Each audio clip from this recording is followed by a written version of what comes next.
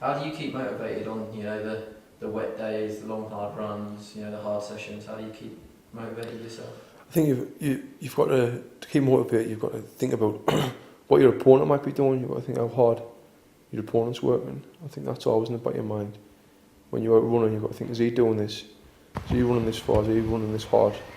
And when you're on the bags, is he working like this? Is he doing this kind of stuff? So that's it. And then there's days when you just cannot be bothered to get out of bed or to do the work, and you've got what you've got to. So I think the stuff like my girlfriend, she's a nurse. I've got to think of the kind of sacrifices she goes through to what she's at work and how hard she works and how hard she had to work to be a nurse. And other people who work 9 to 5 jobs, I suppose I'm lucky in that sense that I'm my own boss, but I've got to work hard. Although I've not got a 9 to 5 job, I think the work I put in is very hard. And like when you're getting up in the mornings and you're doing them hard runs and it's raining, you've still got to do the run, or if it's snowing or whatever, you've still got to be out there. So it's tough, but the motivation just comes with it. It's my job. It's what I do. It's what I get paid for. It's what puts the food on my table, really.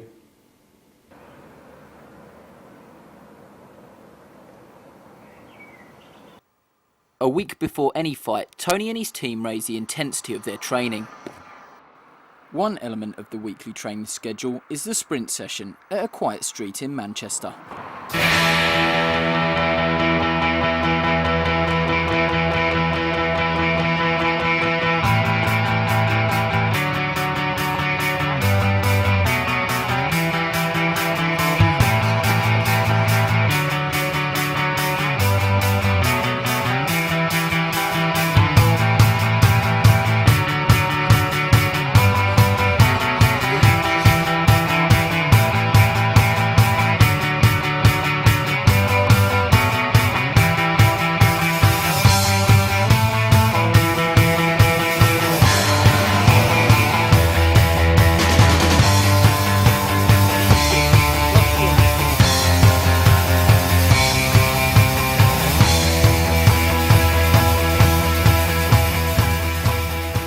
What we just done there?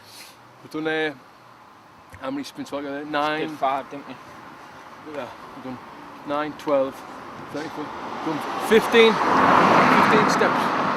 15 sprints. I think 53 steps. Altogether, very tough. 23 minutes. Probably one of the hardest runs I've done since I've been training for my third fight. It was very hard that like, very hard. Especially because we started on 5 sprints going up and then 4. We only usually start on 4, but we did an extra one then. An extra 5 sprints is what we're normally doing. 5 sprints is a lot, isn't it? Because we're closer to our fight, we started on 5 sprints instead of 4. I've got 2 weeks tomorrow to my fight. Brian's is 3 weeks on Saturday. And 3 weeks Friday, right? 3 weeks tomorrow, isn't it? In Blackpool, yeah. So we're looking sharp, mate. Yeah. Feeling good, mate. Looking sharp. Now I'm going to go back to the flat now and get a quick shower, because that's what I always do after every session. I have a shower. Don't I? Yeah, I'll probably go back to the Jeffries, get a shower and then spank him on FIFA. Like obviously. That's what I was going to say. Just pinch me line. What you put in first?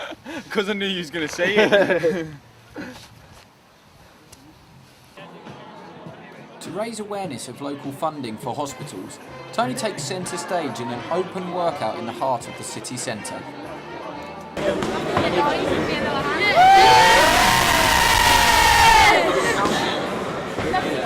My name's Leslie Jackson. I'm a volunteer for the Grace House North East Children's Hospice Appeal, and Tony Jeffries is a big supporter of Grace House, and they asked us to get involved with this boxing bout that he was doing today to promote his next fight. And they invited Grace House along, and obviously we've been coming on with volunteers to collect money. Grace House is an appeal who was trying to raise money to build a children's hospice in the North East for the children of the North East. At the moment we're about 1.9 million, and we're hoping to start building within the next 12 months. I think he gave the 10 an enormous boost when he won his bronze medal, and he's always been very supportive of Sunderland. And I have to say he's extremely supportive of a lot of charities in the area, and he really has done an awful lot for the area, particularly with charities. So we wish him all the luck for his next fight. I see history repeating itself a lot with Tony. Like Ricky Hatton, you know, Ricky Hatton, was really affable and, you know, done a lot for charity, and he'd kind of always put himself out for people. It's kind of the same for Tony. You know, we train in Manchester, obviously, and we've been back up twice doing public workouts in shopping centres in, you know, the Metro Centre and the Bridge Street Shopping Centre in Sunderland. You can see a lot of Tony Jeffries. Sorry, you can see a lot of Ricky Hatton in Tony Jeffries. You know, this kid who's made it good, and now, you know, the public are getting onto it, and, you know, the same similarity sort of thing with Manchester City and Ricky Hatton and Sunderland and Tony Jeffries. It's kind of history repeating itself, like I just said, you know.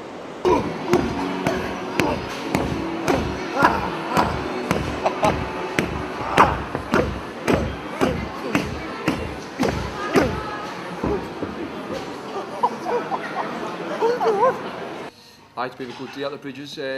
Hard work, training session. There was loads of people there. And now we're in my friend's restaurant, the Villa de Porta. It's down Hendon in Sunderland. If you look out the window, it's got a brilliant view of the city.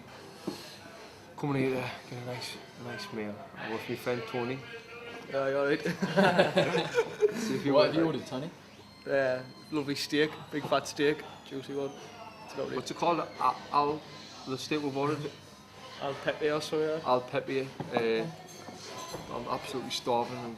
It's still 2 weeks before my fight, so I think my weight's on target. So I'd have thought to have a little steak or a big steak if the chef sources out. Okay, so Andrea, what have the boys ordered to eat today? We have 2 fillet in garlic sauce, nice rosemary and beef glaze. Then we've got a nice pizza, Italian style, traditional Italian style, for somebody who we well know at the moment.